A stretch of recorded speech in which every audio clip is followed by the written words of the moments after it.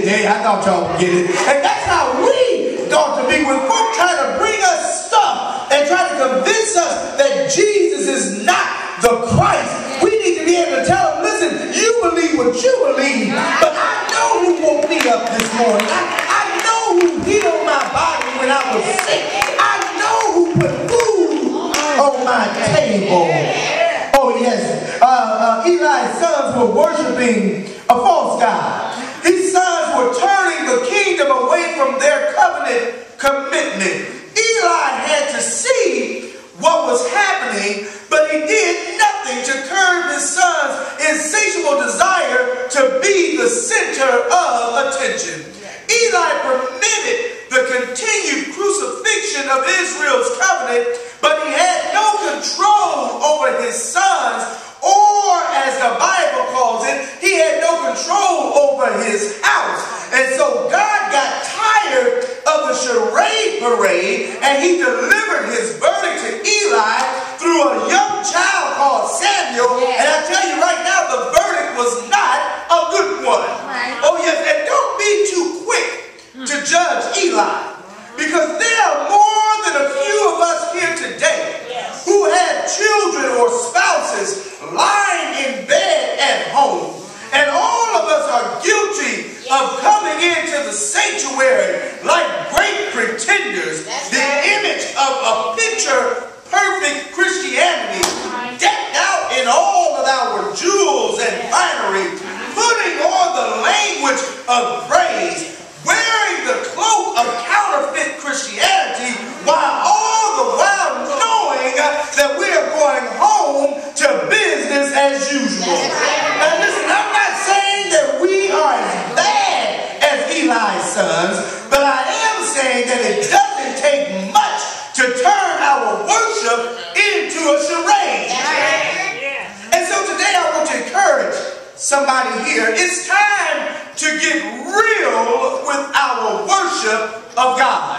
There are too many who have learned how to shout, too many who have learned how to dance, too many who have learned how to lift up holy hands. But if you ask them why they shout, if you ask them why they dance, if you ask them why they lift up their hands, they really don't know. Oh yes, I want you to know that true worship of God, true worship of God has some requirements. Requirements that without it is impossible to truly worship God. Well, what are the requirements? And we'll be through. What are the requirements of true worship of God? First of all, true worship of God requires a sincere heart. Like so many Christians, Eli had lost his first love. His worship had become habitual rather than heartfelt. You know, we can get so caught up. That's why really, if we be real, sometimes order of services do detriment to the church. Because we know when to pray. We know when we're going to sing. We know what time is preaching time. And so as a result, it's easy to come in and go through the motions until sometimes your worship experience can become habitual instead of heartfelt. Eli was going through all the motions of worship, keeping the temple pure, offering timely prayers on behalf of the nation of Israel, and keeping the Sabbath holy. But how many of you know that going through the motions of worship doesn't necessarily mean that you are worshiping? True worship has to come from a sincere, committed person to Christ. And here we have poor Eli. He had sons that were testing his patience, if you will. He wanted them to obey the Lord, but he had no control over them.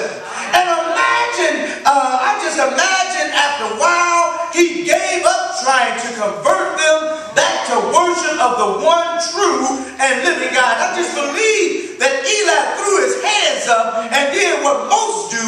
He put on a good front. He gave up trying to control his sons. He gave up trying to control their deviant religious activities. And then that's when God had to step in. And don't you know God will allow you, because we're all free will agents.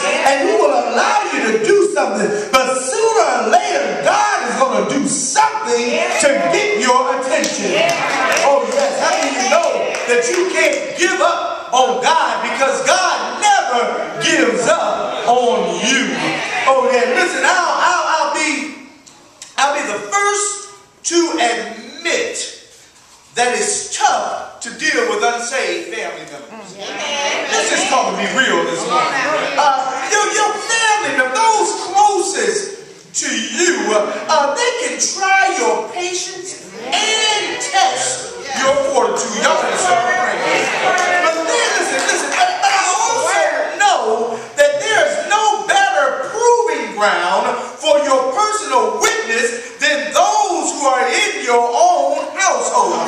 You see, it's in your house you have the opportunity to live before your family as a Christian home. And listen, in your house, you have a chance to show them that Christ has changed you.